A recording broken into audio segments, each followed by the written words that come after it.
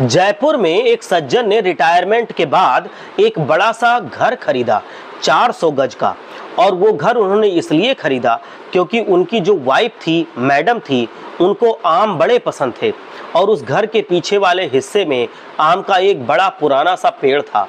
उन्होंने कहा कि इससे बढ़िया क्या डील हो सकती है, बढ़िया घर हमें मिल रहा है, बना बनाया घर रहने के लिए। और वो सब लोग उसमें रहने लगे। घर में 2-3 महीने बीते थे कि उनके जो दोस्त यार थे, उन्होंने कहा कि एक काम आप क्यों नहीं करते, आप इस घर के वास्तु का पता क्यों नहीं करवाते कि सब कुछ ठीक ठाक तो है ना। मतलब अच्छा घर ले लिया तो बहुत बढ़िया बात है, लेकिन वास्तु की भी तो अपनी एक खास वजह है, वास्तु की भी तो जांच करवानी चाहिए। उन्होंने पता किया तो दिल्ली में एक बड़े ही वास्तुशास्त्र रहते थे। वो बहुत ही विशेषज्ञ थे, वास्तुशास्त्र के एक्सपर्ट थे। 30 साल से वो यही काम कर रहे थे। उनको बुलावा भेजा गया। उनका बड़ा बिजी शेड्यूल रहता था, लेकिन समय निकालकर वो उस आदमी के साथ जयपुर आने के लिए तैयार हो गए। तो जयपुर एयरपोर्ट पर जब वो पहुंचे, उनको रिसीव किया गया। और जब घर की तरफ चले तो उनको रास्ते में बढ़िया से रेस्टोरेंट में रुक करके राजस्थानी भोजन करवाया। बातचीत करते हुए वो आ रहे थे। जब ये गाड़ी चला रहे थे सड़क पर, तो जैसे कोई उसे ओवरटेक करने की कोशिश करता था तो उसको ये रास्ता दे देते थे। भाई साहब जिन्होंने घर खरीदा था, ये रास्ता दे देते थे। गाड़ी आगे निकल जाती थी दूसरे लोगों की। दूसरे वाली गाड़ी जो आगे निकालते थे, उनको देखकर वास्तुशास्त्र के जो विशेषज्ञ थे, जो एक्सपर्ट थे, उन्होंने कहा कि एक बात मैं समझ नहीं पा रहा हूँ सर जी, आप हर गाड़ी को आगे जाने दे रहे हैं, ओवरटेक करने दे रहे हैं। तो उन्होंने कहा कि अरे सर, ओवरटेक इंसान तभी करता है जब उसे वाकई कहीं जल्दी पहुंचना होता है, या कोई ज़्यादा इम्पोर्टेंट काम होता है, कोई मुझसे भी ज़रूरी काम होगा, इसलिए ये आगे जाने की कोशिश कर रहे थे और इसीलिए मैं इनको आगे जाने दे रहा हूँ। और ओवरटेक भी कर लेंगे तो कौन सी बड़ी बात है, शायद ये इम्पोर्टेंट काम से जा रहे होंगे। जो वास्तुशास्त्र के विशेषज्ञ थे, एक्सपर्ट थे, वो मुस्कुरा के रह गए, कुछ बोले नहीं। रास्ता कट रहा था, ये लोग घर की तरफ आ रहे थे। और जब घर पहुंचने वाले थे और जैसे जैसे आगे की तरफ वो बढ़ने लगे, इनका घर जब आने वाला था, रास्ता थोड़ा सा सकरा होता गया, पतला हो गया, गली आने लगी।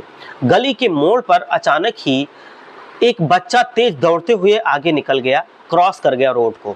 और उन्होंने अपनी गाड़ी में ब्रेक लगा दिया। वो बच्चा तो निकल गया, क्रॉस कर गया, लेकिन वो रुके रहे, थोड़ा देखते रहे आगे की तरफ कि कोई और बच्चा तो नहीं आ रहा है।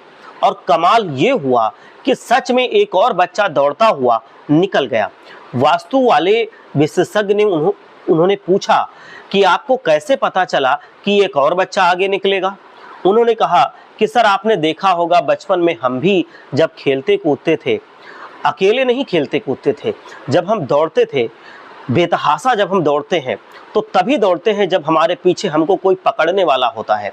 कोई बच्चा अकेले मस्ती नहीं करता, कोई ना कोई उसके पीछे जरूर दौड़ रहा होता है, तभी जाकर के इतना मस्ती में वो दौड़ रहा होगा।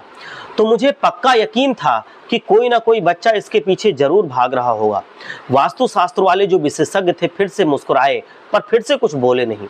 घर के दरवाजे पर जब पहुंचे तो उन्होंने देखा कि गार्ड ने दरवाजा खोल दिया, अंदर पार्क की गाड़ी।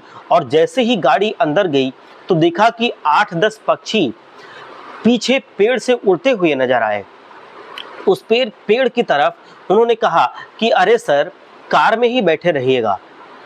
जो वो आदमी थे जिन्होंने घर खरीदा था, जो एक्सपर्ट को लेकर आए थे, उन्होंने कहा कि सर, अभी आप कार में ही बैठे रहिए। तो वो एक्सपर्ट बोले कि क्या हुआ? तो वो बोले कि हम आए हैं, गाड़ी की आवाज़ आई है, तो शायद वहाँ बच्चे होंगे और पेड़ पर आम तोड़ रहे होंगे।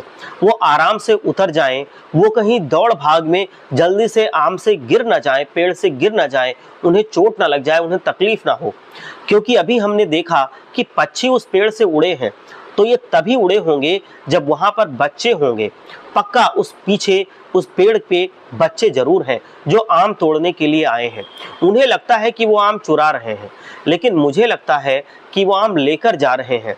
तो हम यहीं रुके रहते हैं, पहले बच्चे अपने अपने घर आराम से चले जाएं, उन्हें चोट ना लगे, कहीं वो चोटिल ना हो जाए, तकलीफ ना लगे, फिर हम कार से उतरेंगे और वहां चलेंगे, वरना हो सकता है हड़बड़ाहट में बच्चे गिर जाएं, उन्हें चोट लग जाए। तो अब जो वास्तुशास्त्र के एक्सपर्ट थे उन्होंने कहा कि सर आप बुरा मत मानिएगा, बस मेरा ये कहना है कि आपको आपके घर को किसी भी तरह के, किसी भी वास्तुशास्त्र के एक्सपर्ट की, विशेषज्ञ की कोई भी जरूरत नहीं है। आपके यहाँ का वास्तु बहुत ही अच्छा होगा। बोले क्या बात कर रहे हो, आपको मैं इतनी दूर से बुला कर लाया हूँ, आप इतने बिजी शेड्यूल से कुछ समय निकाल कर हमारे घर में आए हैं। तो वो एक्सपर्ट बोले कि मेरा भाग्य है कि मुझे आप जैसे नेक दिल इंसान से, सुलझे हुए इंसान से मिलने का मौका मिला। मैं हमेशा इसका ऋणी रहूंगा कि आप मुझसे मिले। दूसरों की खुशी का ख्याल आप रखते हैं। आपने ओवरटेक करने दिया क्योंकि आपने सोचा कि उनको कुछ जरूरी काम होगा।